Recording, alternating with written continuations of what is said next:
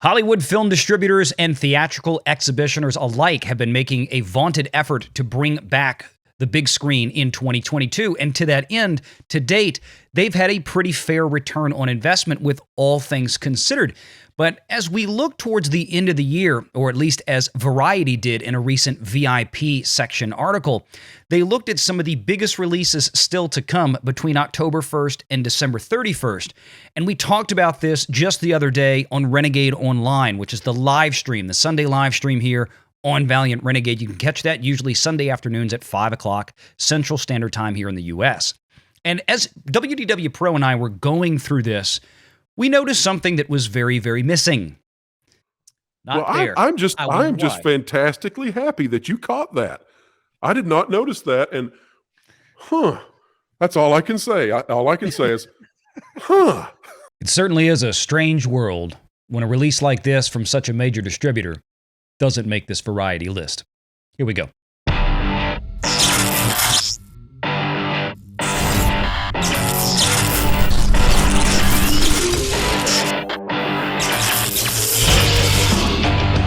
Renegade Online.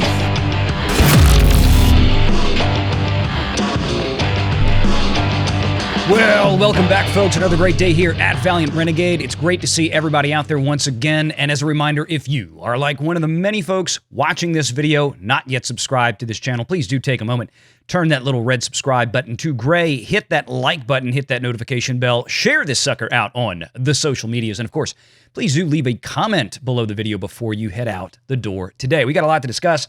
This is a clip from the Sunday Renegade Online live show here on Valiant Renegade. Catch that again, as I mentioned in the intro, 5 o'clock Central Standard Time, U.S. On Sundays. Not quite every Sunday, but almost. We try to keep that schedule pretty consistent. But there was a lot of box office news. We always talk about things coming up. We were talking about some early projections for movies like Black Adam. Variety magazine did have a recent VIP article that's typically behind a paywall talking about their final quarter, their fourth quarter projections for what the box office might do to give one final push to theatrical distribution and exhibition as the year comes to a close. Now, usually as we get into November and December, we certainly see some big releases more often than not, big live action flicks, maybe even some big horror flicks like Halloween Ends that's coming up here in the next few weeks, Marvel movies, and we usually get something from companies like Disney with an animated holiday film like we got last year with Encanto. Now, as a reminder, Encanto didn't do terribly well at the box office, but it did well on the back end thanks to a very popular soundtrack once it landed on Disney+. But this year, Disney had something else in the till, and Disney's track record to this point, most recently with Lightyear that came out over the summer with an abysmal box office performance, and even cancellations before that with things like Raya and the Last Dragon, or Mulan, or Luca, or some of the other films that they have pulled from animation and Pixar back onto Disney Plus for one reason or another. And in the past, we have speculated that some of those reasons might have been a fear of bad box office performance. But let's talk about this Variety article. Well, and speaking of Disney, let's go ahead and take a moment because I have questions on this because I still don't believe it's necessarily going to hit theaters. 2022's last hopes, box office projections for Avatar 2, Black Adam, Black Panther 2. What's missing from this list, you asked? What is missing? Under normal circumstances, Pro, would not a major theatrical release from the Walt Disney Animation Studios might be in the conversation in this article? Well played. I had not thought of that. Yes. Yes, and everybody out there in the audience, omission. Yes, there is a very strange omission, and people out there in the audience are probably going, I don't get it. Well, that's just it. Strange World. Strange World is not on this list. This is a major Disney animated picture. I'm just fantastically happy that you caught that. I did not notice that, and that's all I can say. All I can say is, Yes, a major release that is designed to be released as many Disney animated pictures are every year. Encanto was last year. Why the VIP Plus section, the VIP Plus for Variety, not list that? Yeah. I mean, You caught that one, man. That's fantastic that you noticed that. That's flipping fantastic. Last year, it was Encanto that came out over Thanksgiving. And granted, Encanto performed fairly poorly, let's be honest, at the theater. Again, it's not a knock on the movie itself. It's not a knock on the quality of the film. Obviously, that film had once audiences did figure out to go see it, they really liked it. It was one of the biggest things that ever landed on Disney Plus that there was. And obviously, since then, Disney has not had anything land at the theater with any. I mean, Lightyear was a disaster, an unmitigated disaster at the theater for Disney. And of course, as with all Disney films, animated or live action, at least as in the case with Marvel and Star Wars, for example, these things all seem to come with a $200 million production budget, which for many of these pictures that they make seems really unfathomable considering the quality of the product that we get out of it. But 200 million. So again, this is not something, Strange World is not something that they can just throw on Disney Plus, but they may wind up having to if they feel like it's going to be a disaster at the box office. If nobody's talking about it, if nobody's going to see it, are they then going to want to commit another 100 million plus 125 million to market the damn thing globally? Or do you just throw it on Disney Plus? And as Kathleen Kennedy once said in a Variety article, because it's much easier to, you have a lot less scrutiny on Disney Plus, I believe is how she put it, in terms of your successes of your projects. So you can hide your failures on Disney Plus, as we know Disney has been apt to do. And I think especially after Lightyear's gigantic failure this past summer, I think it's something that I think Strange World, don't be surprised if it gets pulled from the theatrical slate, guys. And just where exactly would Lightyear and Strange World converge in terms of similarities? Well, if we remember back in March when the entire mess with Disney and the Reimagine Tomorrow project came out into the public eye, we saw many Disney staffers, producers, television and film alike, lamenting the fact that Disney had rejected routine attempts to insert, as they called it, quote, overtly gay affection into children's movies. Lightyear was one of those films, which of course Disney then headlined the movie as it came out, featuring a first lesbian couple or a first gay couple, LGBTQ couple in the film.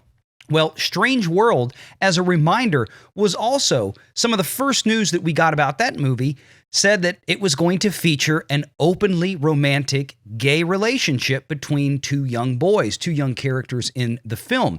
So that's probably something that Disney is looking at right now very, very nervously from a standpoint of how much of the audience is that going to drive away, or can they hope that people might forget about it? But as the marketing and the film continues to draw closer and ramp up, is that going to be a big reminder in the back of people's minds and then still sour some segments of the audiences, or enough to make the movie a theatrical bomb once again like Lightyear? Who knows? And if you want any more proof right now, Disney might just be looking at a recent Universal Pictures release from this past weekend that's causing a lot of flack. Everybody could probably be forgiven for not even knowing that a movie called Bros came out this past weekend. You'll see it down here on thenumbers.com at the number 5 position with a paltry $4.85 million opening weekend. Now, what is Bros? Well, it's a romantic comedy featuring a gay couple. Now, look, rom-coms don't typically make a ton of money at the box office. And rom-coms at this time of year, October, they really don't do that well either. So they could be forgiven for simple historical performance metrics and averages, but at the same time, maybe the marketing wasn't that good.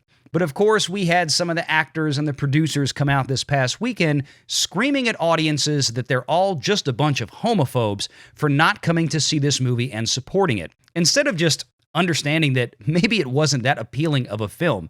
Not everything because you don't like it is because you're an ist or a phobe. And we've routinely discussed and lamented the problems that Hollywood continues to have with using marketing departments to engage in audience shaming. It never works, and it didn't work here. But you have to think that Disney is probably taking all of this in and wondering, what do we do at this point with Strange Worlds? The discussion with WDW Pro continues. Just don't be surprised. Let's play 3 options here. So this article is written, I believe, by Kerr Erickson. And this is coming out of Variety. Yeah. So let's just play the three options out. At this level, you would have to assume that either one, this author has some information already and messed up a little bit. Mm-hmm. And maybe they know that Strange World is not coming to theaters, but that's not been announced yet. Option number two is that the author for Variety, whose job it is to know movies, period, perhaps they think that Strange World will not perform well enough that even deserves to be in the conversation. That's an option. I think that would be, that would be something if they had come to that conclusion on their own over there. And then the third option is that this author, despite it being their job to know the movies and theatrical releases at the highest level, they forgot about it. But one of those three options has to be what's going on. I mean, Strange World is not being delayed, surely. There's no way it's being delayed until 2023 for a theatrical release then. So which one are we going to go with, everybody? Yeah, it has to be one of the three. No, you're absolutely right. Either they know it's getting pulled, either they think it's going to perform relatively poorly and it's not even part of the conversation. And I'm going to show you, for instance, how poorly they think it's going to perform if it didn't even make this list. Okay, the domestic revenue forecast for selected upcoming films. Halloween Ends is on here. For frick's sake. They've got Halloween Ends. And no Not Disney Strange World. Thanksgiving.